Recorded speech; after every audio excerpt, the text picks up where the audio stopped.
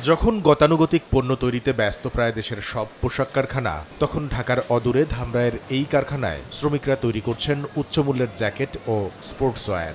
জানালেন, বৈচিত্র্যময় পণ্য তৈরির কারণে প্রতিনিয়ত বাড়ছে তাদের কর্মদক্ষতা। বিভিন্ন ধরনের প্রোডাক্ট চলে আমাদের এই ফ্যাক্টরিতে, যে কারণে আমরা বিভিন্ন রকমের পোশাক তৈরির কাজ শিখতে পারি। এটা না শিখতে কষ্ট হয় না, আমাদের শিখিয়ে দেয় ট্রেনিং এর মাধ্যমে। এসব পোশাক তৈরিতে দিন দিন বাড়ছে উন্নত প্রযুক্তির স্বয়ংক্রিয় মেশিনের ব্যবহার, যা বাড়িয়ে দিচ্ছে উৎপাদনশীলতা। অল্প ম্যান পাওয়ার দিয়ে অধিক সংখ্যক প্রোডাকশন করতে পারি এবং গুণগত মান ভালো থাকে। তবে উচ্চমূল্যের তৈরি পোশাকের বাজারে বাংলাদেশের যোগান নগণ্য।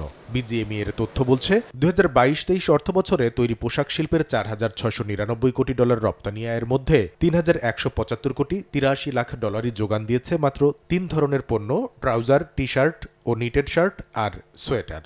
সেখানে উচ্চমূল্যের shirt, blouse, underwear, jacket, blazer ও স্পোর্টসওয়্যার এই 4 ধরনের পোশাক থেকে এসেছে $1,071 কোটি 72 লাখ ডলার। অবশ্য বছর ব্যবধানে প্রায় দ্বিগুণ হয়েছে জ্যাকেট ব্লেজারের রপ্তানি আয়।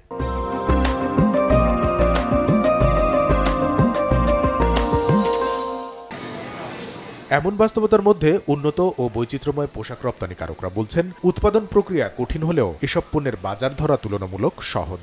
যখন আমার ইজি আইটেমগুলি ছিল, কিছু শার্ট ছিল, প্যান্ট ছিল, এগুলি দেখতাম যে বায়ার 1 বছর করে আরেক বছর অন্য ফ্যাক্টরিকে দিয়ে দেয়। কিন্তু যখন আমি ভ্যালু অ্যাডেড এবং কঠিন কাজগুলি করি, বায়ার আমাদের এখানে একটু লং টার্ম থাকে।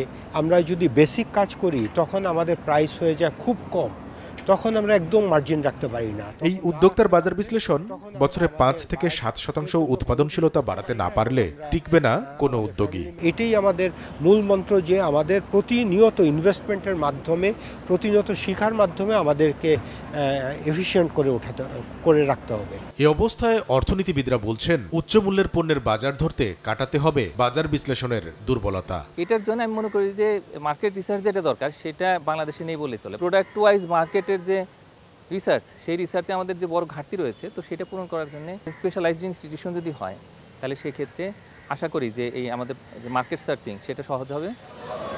বৈচিত্র্যময় পণ্য তৈরিতে ব্যস্ত চীন বেশ কয়েক বছর আগেই বেরিয়ে এসেছে বেসিক আইটেম থেকে। ভিয়েতনামও এগিয়েছে অনেক দূর, বাংলাদেশও হাঁটছে সেই পথে, যদিও গতি অনেকটাই কম।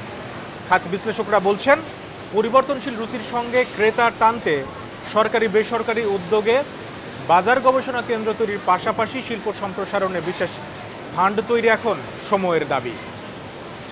কামরুল হাসান সবুজ, সময় সংবাদ, ধামরাই, ঢাকা।